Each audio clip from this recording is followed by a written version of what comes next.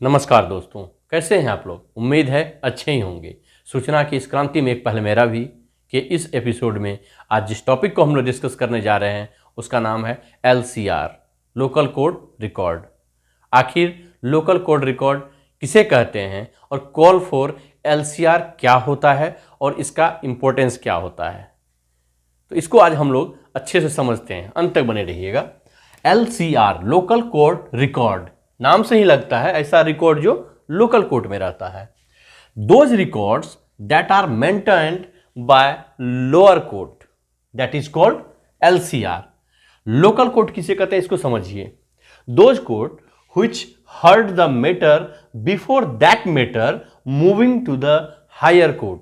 जब वह matter higher court में मूव करता है तो हायर कोर्ट में मूव करने से पहले जिस कोर्ट में वह मैटर रन करता है उसी कोर्ट को कहते हैं लोअर कोर्ट।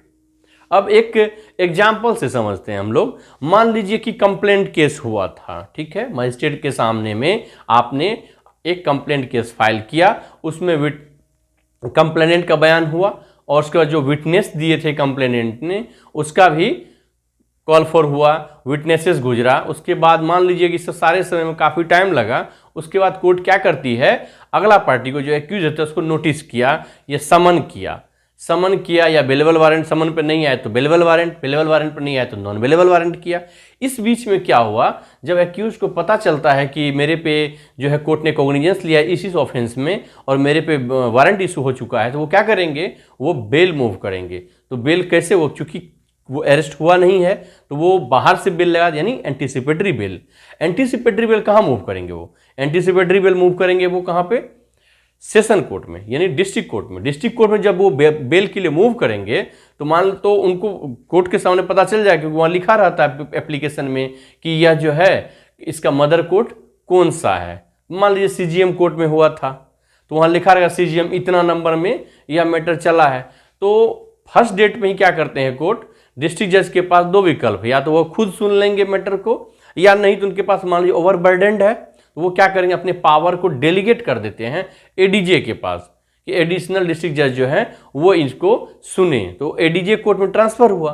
तो अब ADJ कोर्ट में जो नेक्स्ट डेट पड़ेगा आपके बेल पे, तो वो क्या करेंगे, वो या तो बेल को देखेंगे वो तो ये रिसेंट हुआ है तो मूव कर जाएंगे, या नहीं तो उनको लगे यार एक बार ना रिकॉर्ड मंगा के देखते हैं आखिर क्या क्या हुआ है, किस स्टेज पे है।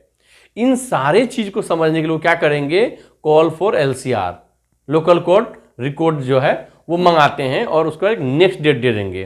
तब तक क्या होता है, जो मदर कोर्ट था CGM कोर्ट, लोअर कोर्ट, वहां से मैटर उठ के कहाँ आएगा, सारा रिकॉर्ड वो जाएगा ADJ कोर्ट के पास। तब ADJ साहब उसको देखेंगे, फिर उनको लगेगा कि हाँ इस पे जो है बेल देना चाहिए या नहीं देना चाहिए, यानी सारा आधार जो है उसके डिसीजन का वो क्या होगा, वो LCR होता है। इसलिए कॉल फॉर LCR किया जाता है।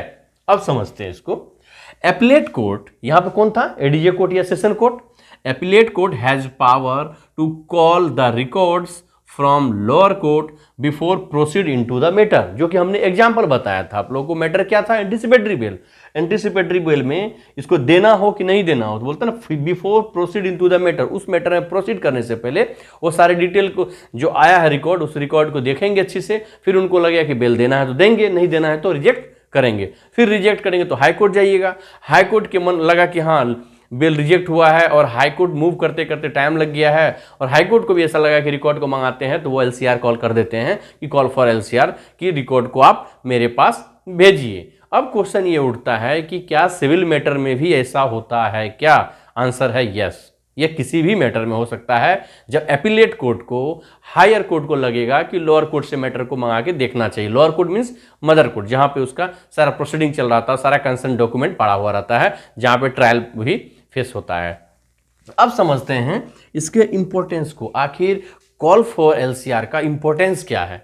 अब समझिए, ये जो इंपॉर्टेंस है ये कहीं ना कहीं इसका कॉन्सेप्ट बहुत ही ज्यादा ब्रॉड है।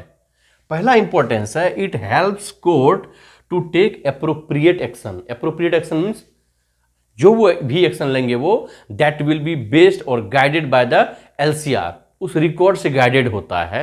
तो आप यह नहीं बोल सकते हैं कि जो जस्टिस हैं या जज साहब हैं वो कहीं न कहीं जो है पार्शलिटी से दिए हैं या यूं ही मैकेनिकल तरीके से जो है उन्होंने डिसीजन ले लिया है।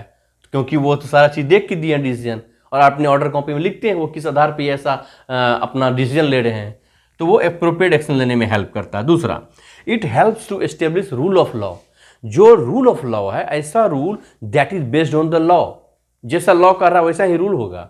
जो हमने एक वीडियो बनाया हुआ है इस पे जस्टिस लेडी का, कि उसकी जस्टिस लेडी की आंख पे स्ट्रिप क्यों रहता है, हाथ में स्केल क्यों रहता है, only to establish rule of law. Justice lady बोलती है, I don't know who are before my eyes, that may be the president of India, that may be the deprived section, जो बीपीएल पे हैं या जो पेडिस्ट्रियन जो पे सोते हैं ठंड में, कोई भी हो सकता है डिप्राइव्ड सेक्शन में, उनको कोई फर्क नहीं पड़ता मेरे आगे कौन है, मेरे हाथ में स्केल है, उस स्केल पे आप एविडेंस रखिए, जिसके तरफ टिल्ट होगा मैं उसको डिसीजन दूंगा, that is the rule of law.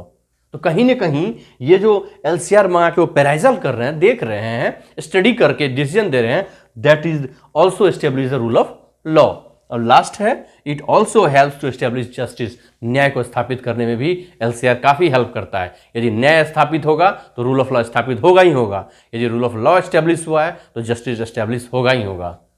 उम्मीद है आप सबों को मेरा वीडियो अच्छा लगा होगा। यदि मेरा वीडियो अच्छा लगा है कृपया करके इसे लाइक करें और औरों के साथ इसे शेयर करें। और आप लोगों से मैं उम्मीद करता हूं कि कमेंट आएगा, जो आप लोगों का प्रॉब्लम है जिस पे आप लोग नेक्स्ट वीडियो चाहते हैं वो कमेंट दिए, ताकि मैं आप लोगों के वीडियो को आप लोगों तक पहुंचाने के लिए उस भाषा में पहुंचाए कि आप लोग को अच्छे से समझ में आ जाए। धन्यवाद एंड जय हिंद।